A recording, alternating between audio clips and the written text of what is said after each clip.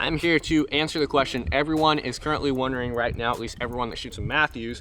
Should I upgrade to the new 2026 Mathews Arc? This is an awesome bow. They made some big changes this year, and in this video I want to address that question.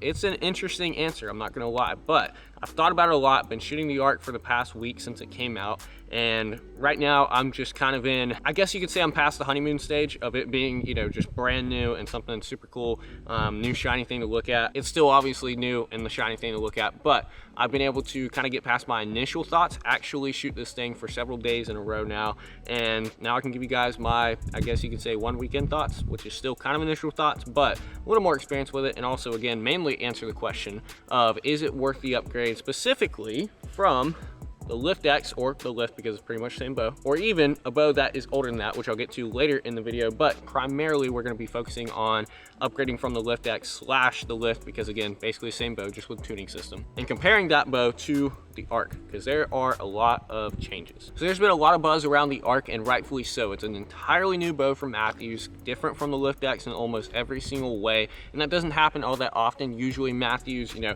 comes out with something brand new like the Arc, and then they'll stick with that body style, if you want to call it that, for a couple years. You can see that starting with like the VXR, for example, and then the V3, the V3X, and even the Phase 4 was fairly different. It's kind of its own standalone bow, to be honest, but it still kept very, very similar things from the V3X to the Phase 4. Then you have the Lift and the Lift X. They're basically the same bow, just the Lift X has the tuning system. And then 2026 brings us the Arc. This is a new phase for Mathews, an entirely new bow, redesigned from the riser to the limbs to the cams, literally everything. And what's crazy too is I'm seeing a lot of people comment on my videos about the Arc, because I did a long form bow build and then a short form just initial thoughts shooting it, and I've seen a lot of people comment saying it's the same as the Lift X, but that's probably coming from people that didn't shoot the Lift X, to be honest with you, because again, like, what new stuff could you ask for besides the riser, the limbs, and the cams? Entirely new bow, being honest with you guys, and don't listen to people saying it's the same as last year, because it literally could not be more different. So I'm not going to tell you the stats that are different about the Lift X and the Arc. You can go on Mathews' website and see those stats if you want to call it that. There's definitely, you know, differences in weight, speed, stuff like that, but I'm going to tell you the real world differences. The real world differences between the Lift X and the Arc, at least in my experience with them. So first off, we're going to have axle to axle length. If you guys like a longer bow,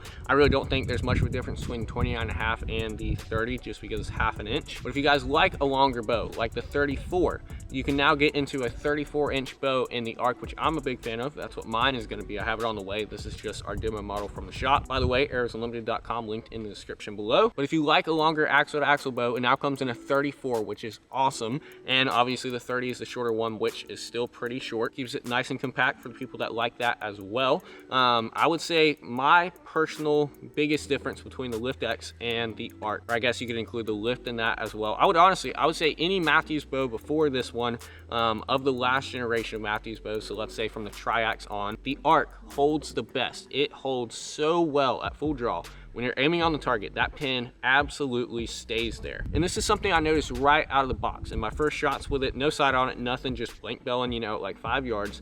This thing held incredibly well. I could just feel it. And then of course that got better once I threw a sight on it, stabilizers, all that stuff.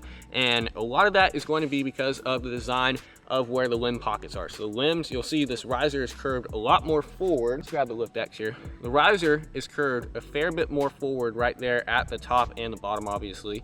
And the limbs, where the limbs go into the riser, the limb pocket, is a lot more forward on the bow. And you may be wondering why this affects the way the bow holds, and it's just simply the design of the bow lends itself to being a little bit more stable in the hand while you're aiming. Hoyt has been putting their limb pockets more forward than Mathews for the last few years, and I would say that the Hoyt bows have been holding much, much better than the Mathews for probably the last 3 or so years. So now with Mathews pushing their limb pockets a little more forward, that's making it just hold way more stable. And that's the first thing I noticed between the Arc and the Lift X, and I'm a really, really big fan of that. And that's just on the 30 as well. I haven't been able to shoot the 34 in distance yet. I messed around with it a little bit at the shop. But like I said, I'm gonna be shooting a 34 as my personal bow this year. And so I'm really excited to mess around with it, because I think that thing is gonna hold incredibly well. But again, that was the first notable difference that I saw. Second off, a lot of people have complained about the Mathews draw cycle. As I have. I'm not crazy about Mathews draw cycle, but I kind of got used to it. It's just the Mathews feel, if you want to call it that. Basically, it's got this steep incline, and then it just dumps super hard at the end. You land into that back wall kind of violently. They changed that this year. They did introduce smooth mods, which are okay in my opinion. They don't make it that much smoother, at least at my draw length at 70 pounds. But with these new cams, they have changed the draw cycle significantly. It's a lot more linear. It's a little bit less of an incline and then a dump. Now, it's not quite as linear as Hoyt's draw cycle, which I honestly am not a crazy fan of. But in my opinion, it's actually a little smoother than Hoyt's draw cycle. And it still has a bit of that dump. It's still, you know, a Mathews, if that makes sense. Just the same kind of similar cam feel. It's a lot smoother, a lot less violent, if you want to call it that. And I'm a really big fan of the draw cycle. Now, I know that you have to pull a bow back to shoot it, and so a draw cycle really doesn't bother me in the first place, but I know that's what a lot of people care about, and so I want to mention that in this video. Much improved draw cycle. And then finally, if you are shooting a bow that doesn't use the bridge lock technology, this to me is the biggest perk of going with a Mathews. Apart, I guess you could say, from the company, customer service, and the fact that you can buy parts for their bows back from '92, which is a huge perk of going Mathews, and that's one of the reasons why I'm such a big fan of their brand. But compared to other bow companies, Mathews easily has the best accessory system in the entire industry. Now, don't get me wrong, it is not the cheapest accessory system, and you're probably going to point that out in the comments below. Feel free to. This is not a cheap rig. A setup like this is close to 4 grand, which is absolutely wild. But if you value your accessory system on your bow, and if you want it to be absolutely perfect, and if money isn't necessarily that much of a problem, then this is absolutely the way to go. Like, this is truly just an incredible system. You could not ask for more.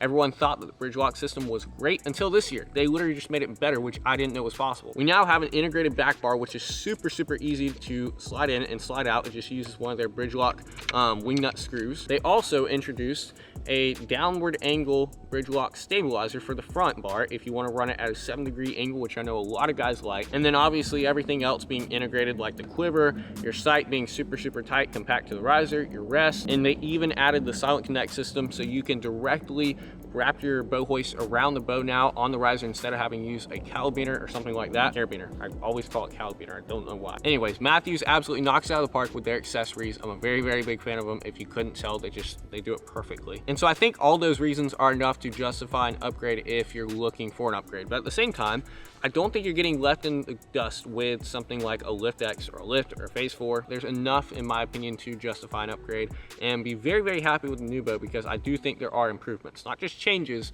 but a lot of improvements. Even from last year, like I was talking about, the bow holds so much better draw cycle. I would also say it's slightly more forgiving, not crazy forgiving, but it is a little more forgiving than the Lift X, which is always a great thing. Never gonna complain about more forgiveness. So all of that to say, I do think it is definitely worth the upgrade to the Arc. Again, if you can justify it monetarily, or if you have a bow VXR or older, I definitely think this is an upgrade year for a lot of guys. And even if you have the Lift X, again, that bow was not the best aimer. It did not hold the best on target. I got it to shoot really well, but it took a lot. This one out of the box, without, you know, messing around with D-loop position, knock height, stuff like that, stabilizer weight, it holds so much better. But my last thing I want to say, again, I mentioned it already, you're not getting left behind in the dust if you don't upgrade. So don't sweat it if you can't this year. Honestly, that may have done more harm than help in making you make your decision, because I'm basically saying it could go either way, but that's kind of always the case. Of course, you can still shoot your 2005 Mathews switchback and kill deer with it, like I did earlier this year. But at the same time, there's things that are so much better about the new stuff. So make your own decision, see what you guys think of the new Mathews Arc. Go shoot it at your local pro shop. If you haven't already, check out Arrows Unlimited if you're in the Northeast Florida area. Again, link down in the description below. Also, KodiakGear.us linked in the description below. I appreciate the support. See you guys in the next one.